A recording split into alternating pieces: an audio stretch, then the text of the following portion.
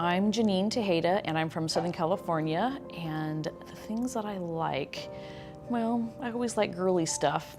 I'm a mixture of like makeup and horses, so that's, and animals, love animals, my dogs. And I'm a mom of a boy who's 13. My son has Tourette's, so that's who I am. I'm Hayley Gripp, and I'm from Southern California, although I've definitely had my chance living in New York and Minneapolis. Things I like, I love to cook, and I love to help people. Having that positive impact on somebody's life, there's no other feeling like it.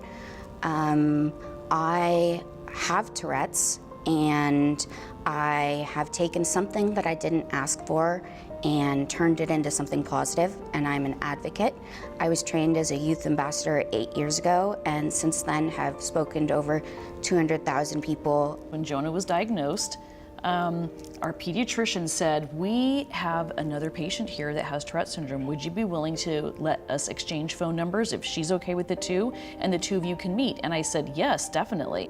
I remember the first time I talked to you on the phone, you started crying. Yeah. And it's because when you have a newly diagnosed child with Tourette's, or one that Jonah was in the process of being diagnosed, you don't hear a lot of hope. Yeah. And I think when I came into your life and your husband's life and your son's life, I brought a sense of hope. And the aspect, I live with Tourette's, I have flare-ups, and I'm dealing with the comorbid, disorders and whatnot, but I still live my life to the fullest. What do you wish people knew about Tourette syndrome? For a mom that is raising a son, it's hard every minute of the day. It's not like something that goes away. It's 24/7, 100% in the middle of the night. I don't think anybody can really understand how much worry, work, commitment it takes to raise a child with it. I know I've had a lot of friends who think like, oh, he's a pretty smart kid, but it's just so much more than the symptoms that you see on the outside or about how they're doing at school or not. It's just all encompassing. What is the saddest thing someone has ever told you?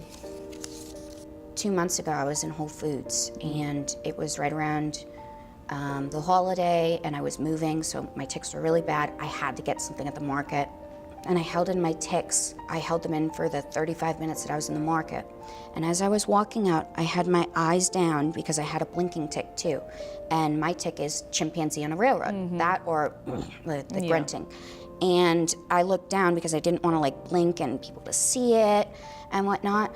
And as I was walking out of the store, my eyes were down and I wasn't watching where I was walking, and I accidentally bumped very gently into an older woman and her grown son.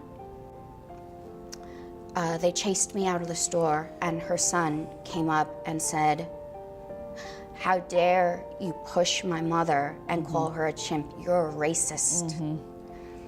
I mean, at first, I didn't know what to say. It was like shock. I'm pretty much the last person to ever be a racist. The second thing I said is I apologize, because that's my first thing is I shouldn't have to, but I still did. And I think it's society's lack of understanding. But I apologized and I said, I am so sorry.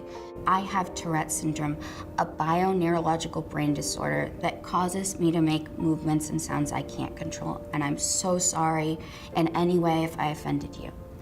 And the son looks at me and he goes, if you have a disability or a disease that causes you to be rude to people and assault them, you shouldn't leave your house.